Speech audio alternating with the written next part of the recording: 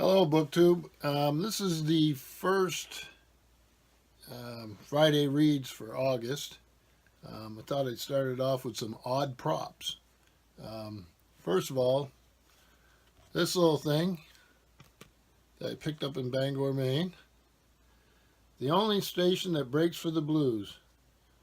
100.3 Stephen King's rock and roll station, www.zonerradio.com. So for you Stephen King's fan, an odd little object. But the other one, really why I thought about doing this, I did a bookshelf tour where one of the books was about old Ironsides, and I told the story how I was stationed on a Coast Guard cutter in Boston, and each morning and evening, when the cannons fired from the USS Constitution, old Ironsides, if it was my duty day, I would play the bosun pipe, and then members of the crew would do colors, raise or lower the flag.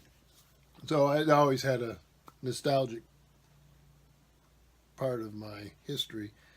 And I'd mentioned I'd gotten a knife that was made when they did a restoration years ago. So I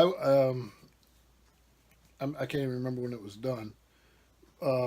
They buck knives got pieces of the wood and some of the copper that was being replaced on the ship. So I bought the knife out of nostalgia, and Ernestly Eston wanted to know what it looked like. So there it is. Let me read it here. The USS Constitution, known since the War of 1812 as Old Ironsides due to her resistance to enemy cannon fire, has had a long and distinguished career. She still floats, manned by a Navy crew, at Charleston Navy Yard in Boston. Old Ironside is the subject of her national pride and is a symbol of the spirit of the young republic, which launched her in 1797. I'll go ahead and pop her out of here without taking off my finger. So, there she is. This is number, it's hard to read because it's upside down. Number 388. She's got pretty good action. Good spring. And nice little gravy on the blade there. Hopefully you can see that. So, yep, that's a commemorative knife for Old Ironside. And a Stephen King fan. For books read, I've already done a review, book chat. I don't really do book reviews. Of this one, which I finished this week. This is Swords and Deviltry, Fritz Leiber, Fawford and the Grey Mouser, Book 1. It's Open Road Integrated Media reprint, and it's a nice little book. Great story. I had read other ones. I never read them in order.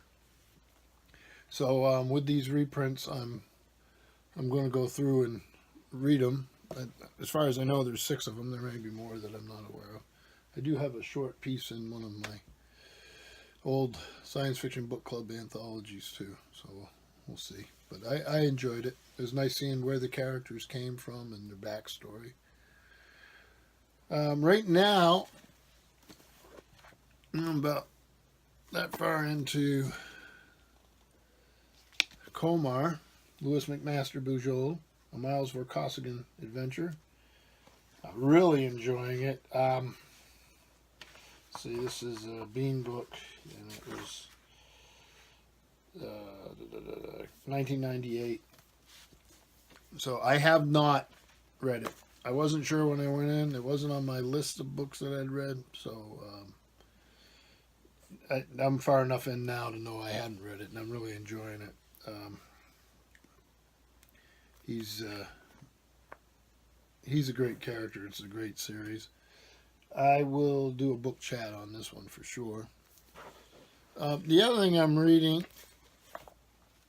I like to.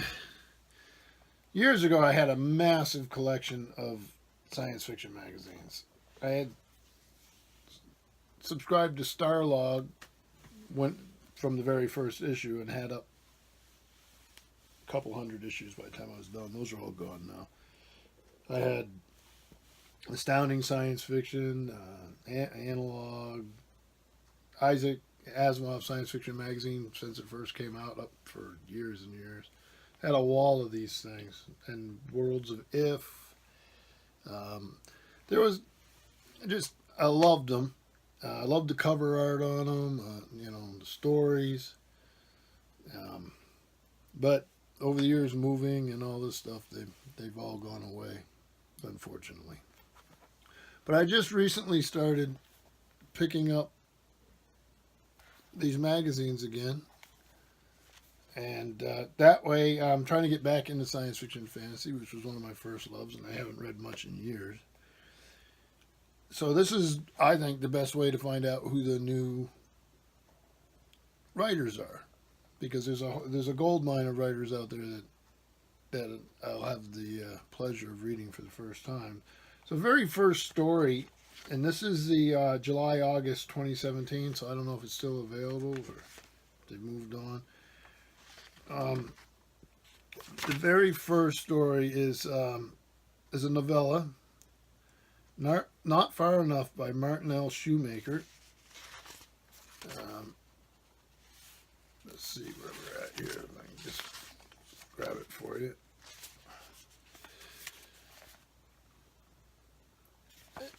And I'm just a few pages short of being done with it. I guess these are a continuing character. Carver, Ames, and Smith have previously appeared in the pages of analogs in a story called Brigus Nunca Mais, March 2015, and Murder on the Aldrin Express, September 2013. It's a Mars colonization type of thing. Seems to be very team-oriented type of story. There's quite a few characters. It's been a bit of a disaster. It's a fascinating story. This is the first time I've ever read Martin L. Shoemaker, and I'm really enjoying it. So I would recommend it. Like I say, I haven't read the last couple pages, but I will get to that today. And I'll work my way through the magazine. I may pick up a few more of these science fiction magazines and fantasy magazines.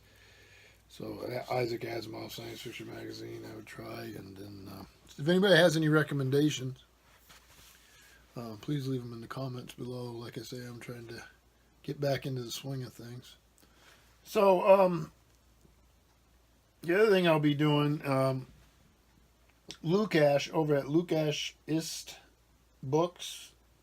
I'm not sure how to pronounce his channel name, but his name is Lukash. And I've been watching his channel for a little bit now. He's hosting a Shakespeare reading program or project. It's going to start the reading on August 18th.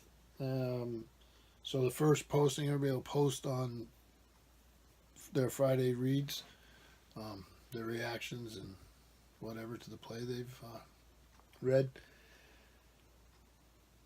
The first play, and there'll be a play a week. The first play is Taming of the Shrew. He has a list on his channel that I'll link below.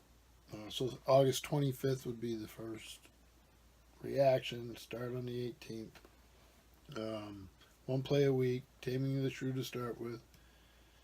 So I'm looking forward to that, and we'll see how that goes. I've let him know I'd like to be involved, and it's a good way to reconnect with some Shakespeare. So thank you, BookTube.